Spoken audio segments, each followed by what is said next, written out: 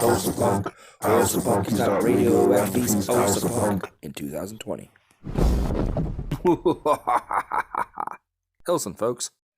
So Eric was mentioning Bowie knives and his desire for one. These are two of mine, both made by Windlass. The bottom is an old coffin-handled one, and the top is a newer coffin-handled one, but I think they're both discontinued at this point. The bottom is heftier with a 12.5-inch blade, and the top is lighter and has about an 11-inch blade. In the middle is the same coffin-handled Bowie as shown in the first pick.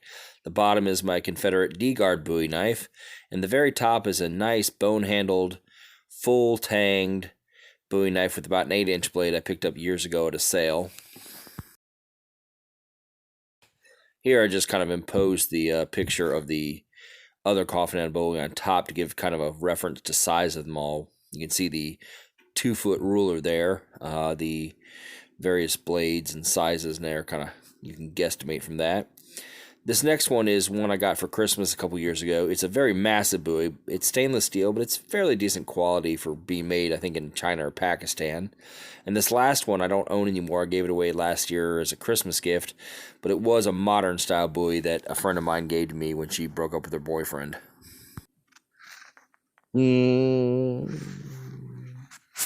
Okay, so that was all my proper Bowie knives I own. I do own a lot of other knives of different types and daggers, and maybe, well, eventually I'll try to get into doing videos on all of them. But I just want to do a quick vid about the Bowies I have. All but the last two in the video, the one I don't own anymore and the big stainless steel one, are all windlass. And honestly, I've been pretty impressed with the quality of them in terms of durability and stuff. There are some flaws in them, like, you know, my Confederate D-Guard, the handle's slightly tilted to one side so it doesn't line up perfectly with the butt end of the guard and stuff. But for me, those are just personality flaws. Some people don't like that. I don't care. The shorter coffin-handled one I have is a fairly lightweight knife with a 11-inch blade, but it is very well made. I mean, there's no parts to misalign like pommels and stuff like can be done on production swords because it's basically just the guard and a wooden whole handle. But it's a very nice knife, too.